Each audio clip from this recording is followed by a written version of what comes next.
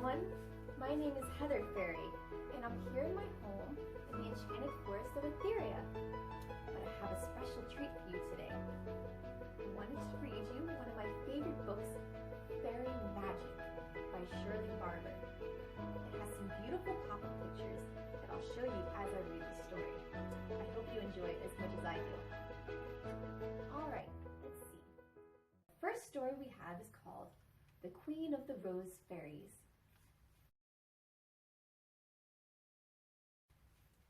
Queen Ariel's rose fairies loved to dance and play all night, and then they were too tired to get up in the morning. So one evening, just before sunset, she called them all together. "My fairies," she said, "if you don't open the rosebuds before the sun gets too hot, the petals will scorch, and then the bees won't be able to visit them. Soon the roses will all be gone. That's why you must go to bed early. Do you understand?" The rose fairies nodded their heads and flew straight to their leaf beds. But then, one by one, they slipped away to dance in a nearby glade. And then, the next day, they slept in as usual. When Queen Ariel saw that the fairies had disobeyed her once more, she decided to fly off, far away, just to teach them a lesson. At first, the fairies were pleased that they could now do as they liked. But the roses began to wither and die. Suddenly, the fairies felt frightened. "If only Queen Ariel would come back," they wailed. Next morning at dawn, to the joy of all the rose fairies, Queen Ariel suddenly reappeared. From then on, the fairies happily got up before dawn each morning, and soon the bees and butterflies returned, and the rose garden was once more a happy place. The rose fairies are so happy that Queen Ariel has returned to the rose garden. They now know that they must go to bed early so that they can be up at the first light each morning. Here you can see Queen Ariel and all the fairies around her in the garden, just like the garden we're in.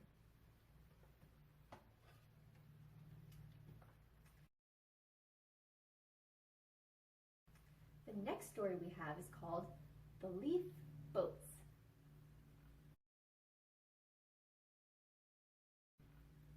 One hot summer's day, two little elves were playing near a quiet stream, while their sisters made pretty flower petal purses.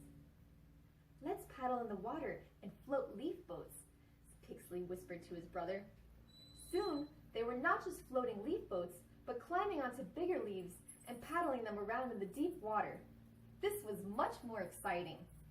But suddenly, Elfkin's boat tipped over and splash! Into the water he went. The little elf grabbed the side of his brother's boat, and that went over too.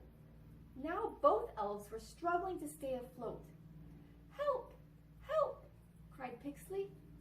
The fairy sisters dropped their petal purses and came running. They waded out into the stream, and each rescued a dripping elf. "Why didn't you tell us you were going paddling?" they said. The little elves sat in the sun till they were dry again, but they looked rather crestfallen. "Cheer up," said one of the fairies. "I know where there's a vine growing over some shallow water. You can swing on it, and if you fall, you won't hurt yourselves." So the little elves spent the rest of the afternoon happily swinging above the cool water. It was even more fun than the leaf boats.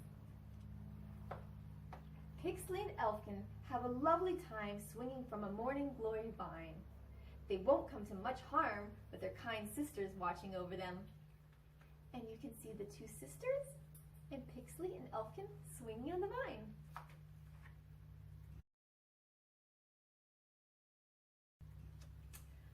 The next story is called The Fairies in the Glade.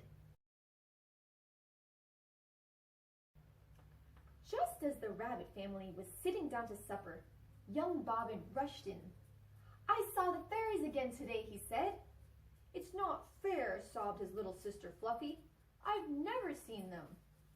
Bobbin wondered how he could help Fluffy to see the fairies. The trouble was, they were so quick. One minute they were there, and the next they vanished into a swirl of stardust. Returning from school that afternoon, Bobbin almost fell over a big clump of toadstools. Suddenly, he had an idea. He knew fairies loved toadstools, so he lifted them up and carried them to a glade near his home. There, he carefully replanted them. He noticed a forest bird watching with interest. "Call me if you see any fairies here," he said. "I'll give you some bread and nut butter." The bird, who had 5 nestlings to feed, agreed. That evening, as dusk was falling, the bird tapped on the window. Bobbin grabbed the bread. "Come on, Fluffy," he cried. "The fairies are just outside, but you'll have to be quick." As they neared the toadstools, they saw some tiny lights. Then they heard tinkling music and tiny fairy voices. The bunnies hid amidst some ferns and watched, spellbound. How happy Fluffy felt! And what a special treat the bird family had that night. Bobbin and Fluffy gazed spellbound. They will always remember the magical evening when they watched fairies dancing and playing around the toadstools. You can see the fairies around the toadstools, and there's the bunnies.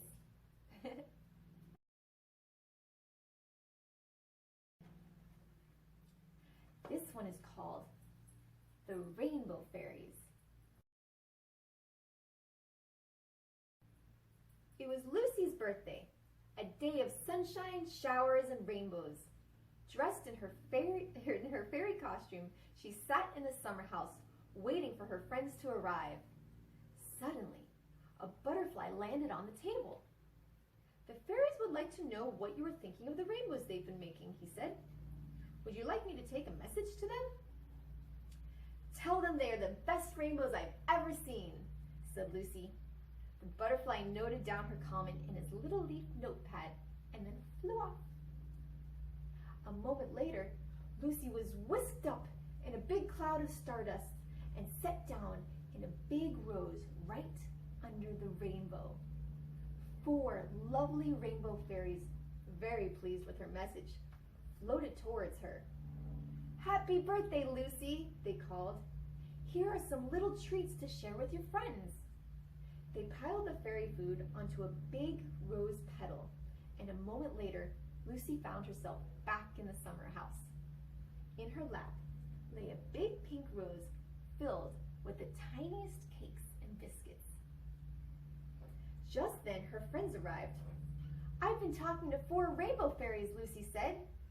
Her friends just laughed, but when she showed them the teeny cakes, they felt sure she really had met the rainbow fairies. "Happy birthday, Lucy," the 4 rainbow fairies call as they fly towards her with golden plates laden with tiny cakes and biscuits. You can see the 4 rainbow fairies, and Lucy is sitting right underneath the rainbow.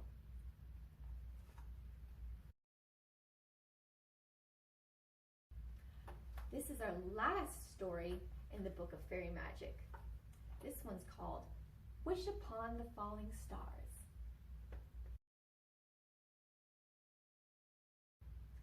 Melinda Mouse lived in an old flower pot and only came out at night. One evening, she saw 4 stars falling, and she made a wish on each one. She told a passing snail she had wished for a winter scarf, a strawberry plant right next to her house, a pretty tea set, and a bedside lamp. "If I see a falling star," said the snail, "I'll make a wish too." A little later, 4 fairies floated gracefully over the garden hedge. "Hello, little mouse," one called. "We're looking for 4 fallen stars. Can you help us?" Melinda pointed to where they had fallen, in the meadow beyond the garden fence. The fairies each picked up a star and relit it. Then they flew up towards the deep blue sky. They called, "Your wishes will be granted, Melinda." When the little mouse returned to her flower pot house, she found a beautiful strawberry plant growing outside. A pretty tea set was laid on her dining table, a soft, thick scarf on her chair, and a glowing lamp on her bedside table. Her snail friend came by a few days later, and Melinda excitedly showed him how her wishes had come true. "Mine came true too," he said. "I saw a star fall, and I wished for a big, juicy cabbage leaf, and I've only just finished eating it." While Melinda Mouse watches, each beautiful fairy picks up a fallen star, relights it, and flies up to the deep blue starry sky. And you can see the fairies flying in the sky, and they each have a star.